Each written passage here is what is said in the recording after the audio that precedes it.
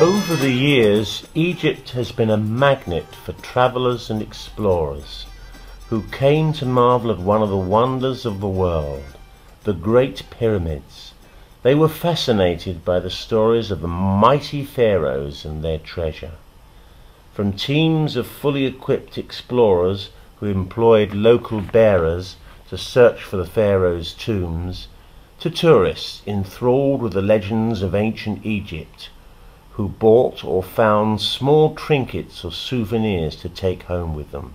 Some explorers risked life and limb in their search for the tombs of the pharaohs, encountering unfriendly natives, fierce crocodiles and ghastly mosquitoes. Look at that vicious brute.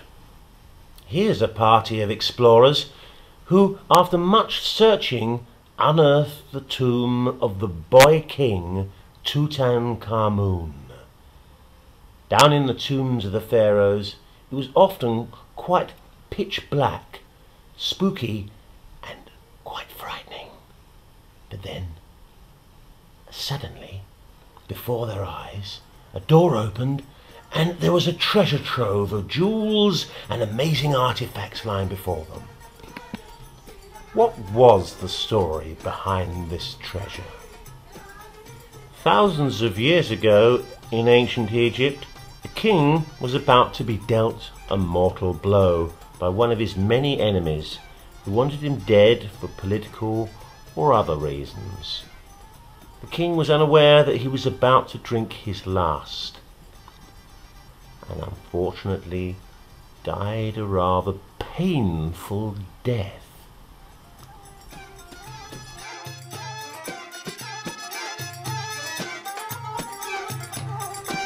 And so began the long and amazing process of mummification, whereby the pharaoh's body was prepared for the afterlife. His faithful servants carried out the intricate task of sorting the body and removing the organs of the pharaoh.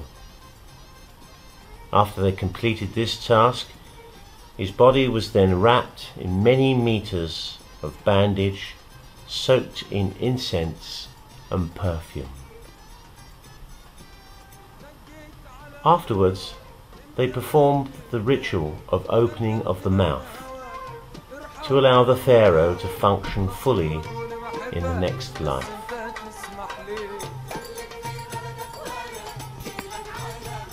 The funeral procession was a grand, stately, but very sad occasion.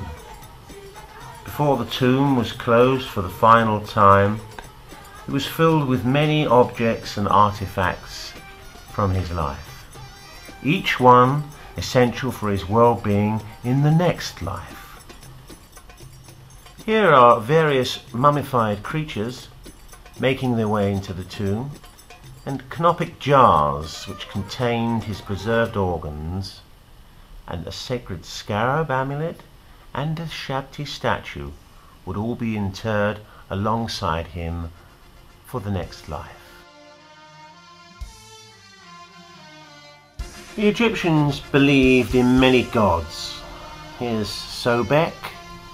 He's the god of water with his crocodile head, noted for his ferocity. And here's Bes, who was the jester and protector of children. And following behind him, Maat was the goddess of truth and justice. And Thoth, the moon god and god of wisdom. And just behind him, here's Anubis, the god of the dead. And he's the one who presides over the weighing of the heart ceremony. Here the pharaoh gives his heart to be weighed against a feather and measure just how good he's been in life. Obviously not very good, because this monster's just gobbling it all up. After the tomb is closed, Shabtis and creatures begin to come alive and do all of the pharaoh's work for him.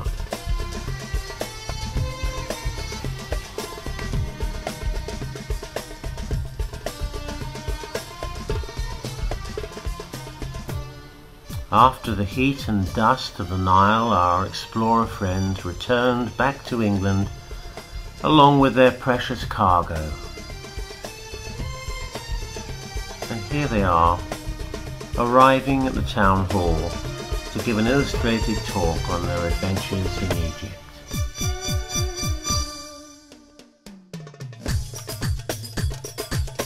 Thanks to the hard work of those lucky explorers and adventurers, some of these precious artifacts can be seen and marvelled at by everyone, here in modern-day Winchester. What a fantastic story!